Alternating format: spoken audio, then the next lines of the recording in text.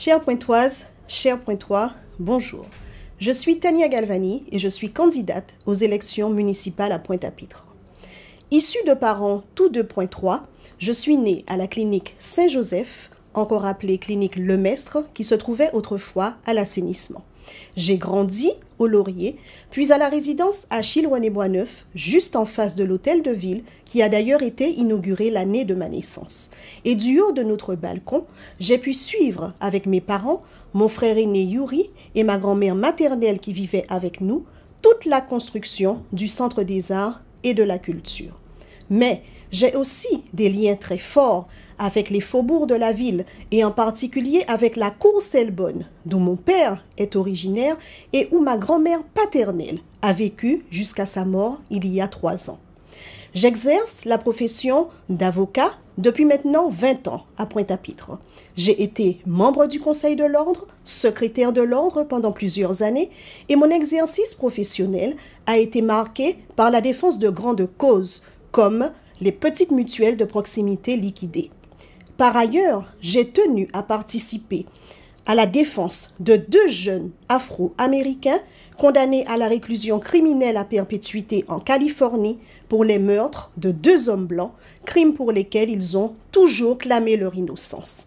J'ai ainsi participé au concours international de plaidoirie sur la défense des droits de l'homme organisé chaque année par le Mémorial de Caen, ce qui m'a valu d'être la lauréate de ce concours en 2005. Plus récemment, j'ai eu à monter au créneau pour parler des violences faites aux femmes, ce fléau, cette cause qui me tiennent particulièrement à cœur. Toutefois, en dépit de mon engagement sur des sujets très sérieux et parfois même extrêmement délicats, je reste quelqu'un d'accessible, de simple, aussi quelqu'un qui aime la vie, qui aime lire, voyager, chanter et aussi danser. Élu en 2014 sur la liste d'alliance Osons Ensemble, conduite par le maire des missionnaires, des divergences sont vite apparues. Et j'ai dû prendre mes distances lorsque j'ai constaté que la vision et la politique qui étaient menées n'étaient pas en phase avec mes valeurs. Et finalement, le temps m'a donné raison. Femme de caractère, de conviction et d'engagement, j'entends porter ma pierre à l'édifice en mettant mon dynamisme et mes compétences au service de ma ville. Je veux incarner une nouvelle génération d'élus, plus proches de la population, qui acceptent d'être interpellés, de rendre des comptes, en ayant comme boussole l'intérêt général.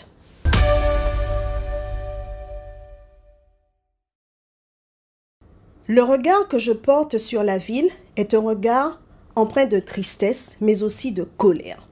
De tristesse parce que, tout comme vous, cela me peine de voir la ville qui m'a vu naître et dans laquelle j'ai grandi et où je passe le plus clair de mon temps dans un tel état. Routes et trottoirs défoncés, commerces fermés, manque d'éclairage à certains endroits, insalubrité, nombreuses dents creuses qui défigurent le paysage et qui sont souvent la proie des flammes. Et malheureusement, la liste est encore longue. Colère, parce que je ne peux m'empêcher de me poser inlassablement la même question. Comment avons-nous pu en arriver là? Le déficit abyssal de 82 millions d'euros témoigne, quoi qu'on dise, d'une gestion calamiteuse, d'une gestion catastrophique, hasardeuse, au mépris des règles élémentaires de la comptabilité publique. Or, l'argent public, ça se respecte. Et aujourd'hui, si rien n'est fait, la population est endettée pour plusieurs dizaines d'années. En ce qui concerne la rénovation urbaine, elle est nécessaire. Je suis en effet la première à considérer et à dire que tout un chacun a droit à un logement décent.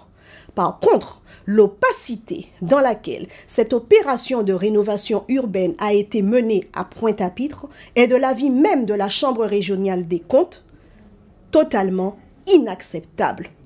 De plus, le volume de l'opération de rénovation urbaine réalisée à Pointe-à-Pitre interpelle. En effet, elle est comparable à ce qui se fait à Bordeaux et à Lyon, c'est-à-dire deux villes qui font plus de 18 fois la taille de Pointe-à-Pitre. Il y a donc manifestement un problème. Nous le voyons bien. Notre ville est minée par un système à bout de souffle, par un système dépassé par les enjeux d'aujourd'hui et encore plus par ceux de demain. Des quartiers entiers ont été laissés à l'abandon avec leurs habitants laissés pour compte. Cela ne peut plus continuer, car tout cela se passe, mes chers concitoyens, sur un territoire exigu, 2 km² 66, le plus petit de la Guadeloupe. Vous me le dites lorsque je viens à votre rencontre dans les quartiers.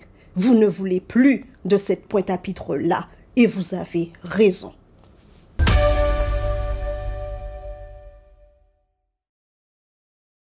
Pointe-à-Pitre a un potentiel indéniable, du fait de sa position centrale et de son ouverture sur la mer, qui mérite que l'on fasse preuve d'ingéniosité, de créativité, d'imagination, d'audace. Or, tout cela a cruellement fait défaut jusqu'à maintenant. C'est pourquoi je veux libérer les énergies pour que Pointe-à-Pitre redevienne attractive, afin que des familles, des couples, mais aussi des investisseurs aient envie de s'y installer et surtout puissent le faire. Il faut changer radicalement de logiciel pour nous ça détortiller la pointe. Tout d'abord, il faut rompre avec le système actuel de la municipalité qui agit sans en référer à ses administrés en plaçant le citoyen pointois au cœur de la politique de la ville. Pointe-à-Pitre doit tourner définitivement la page avec une gestion archaïque qui a fait énormément de mal à la ville et au Pointe-3, entraînant une rupture d'égalité entre les citoyens, mais aussi entre les quartiers, si bien qu'aujourd'hui, un rattrapage est devenu nécessaire entre les quartiers. L'exemplarité de chaque élu sera exigée dans l'exercice de ses missions au service de l'intérêt général. L'équipe municipale devra accepter d'être interpellée et devra rendre des comptes de son action à intervalles réguliers. Chaque citoyen recevra le même traitement et la même attention où qu'il se trouve. Nous œuvrerons avec force pour que Pointe-à-Pitre soit plus belle, plus sûre, plus attractive, plus citoyenne, plus solidaire, plus verte, mieux intégrée et plus active au sein de la communauté d'agglomération Cap Excellence et bien sûr plus propre. Nous mettrons en place un certain nombre de mesures chocs pour résorber le déficit sans toutefois augmenter les impôts. Nous relancerons l'économie en proposant un nouveau modèle autour de projets structurants tels que le programme gouvernemental Action Cœur de Ville et le projet Caru-Kérabé porté par le Grand Port Maritime de Guadeloupe, dont je suis membre du conseil de surveillance et du comité d'audit. Mes chers concitoyens, je crois fermement qu'un changement est possible en plaçant la jeunesse au cœur de notre action et avec le personnel municipal qui ne sera pas sacrifié, mais au contraire mieux considéré, mieux accompagné, mieux formé pour pouvoir rendre un service public de qualité. Je crois fermement qu'entouré d'une équipe de femmes et d'hommes de compétences et d'horizons divers, et avec vous à nos côtés, chère population, nous pouvons redresser Pointe-à-Pitre. J'en fais aujourd'hui le pari, car Pointe-à-Pitre le vaut bien. Alors, en nous aille, en nous tout bout pour la pointe.